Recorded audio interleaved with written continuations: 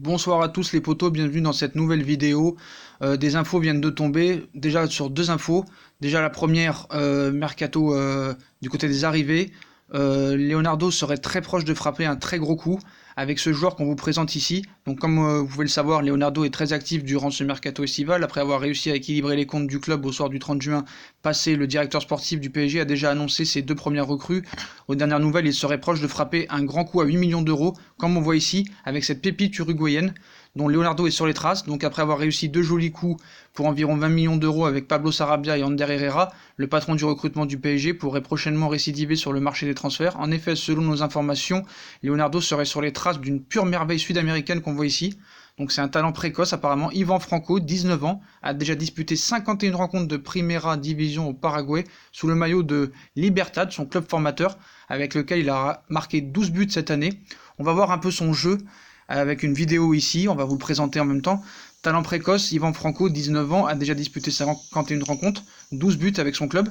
Ses prestations au pays et sur le continent, il a notamment brillé cette année en Copa Libertadores contre River Plate et Boca Juniors, ne sont pas passés inaperçus et selon nos informations, plusieurs écuries souhaitent l'accueillir en Europe où son entourage le considère déjà assez mûr pour y évoluer.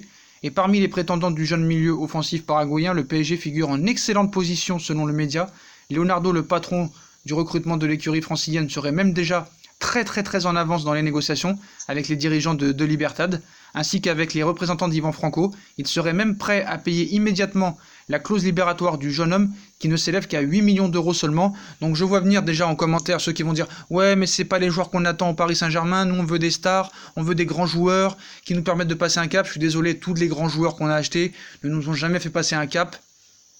On a surpayé des joueurs qui ne valaient pas le coup, on a surpayé des joueurs qui n'ont jamais rien donné, on a surpayé des joueurs qui ont chié sur le club, sur l'institution du club, sur le maillot du club, sur les couleurs du club. Voilà, maintenant c'est terminé cette nouvelle politique. Maintenant, on prend des joueurs qui ont envie de mouiller le maillot, qui ont envie de tout donner sur le terrain.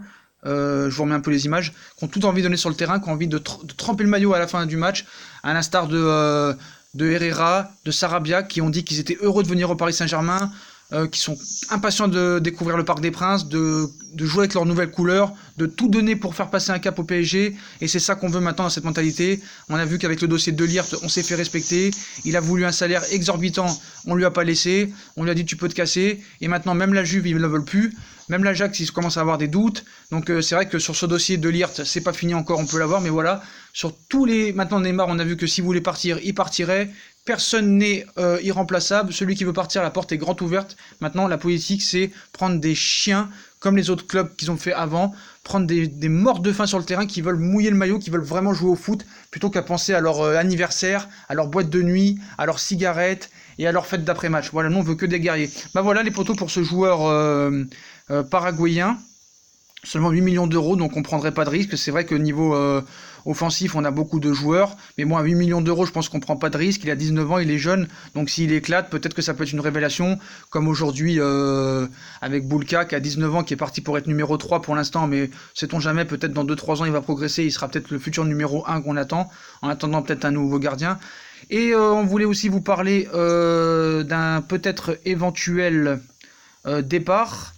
Donc on va voir ça ensemble. Donc on sait très bien que Tuchel et Leonardo ne s'entendent pas du tout sur le mercato. On sait que Leonardo a les pleins pouvoirs et on sait que Tuchel est sur la sellette parce que Leonardo veut Allegri comme entraîneur, mais pour l'instant ce n'est pas possible parce que Allegri étant année sabbatique, hein, il y en a qui osent comparer le palmarès de Tuchel au palmarès d'Allegri, c'est bon, on va pas débattre là-dessus ce soir, c'est pas la vidéo. Donc voilà, pour une fois peut-être que Tuchel et Leonardo seraient en entente sur déjà Kurzawa.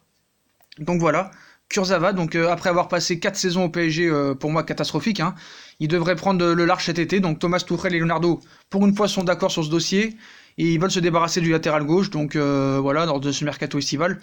Donc le PSG l'avait arraché le français à l'AS Monaco, hein, auteur de 4 saisons peu convaincantes.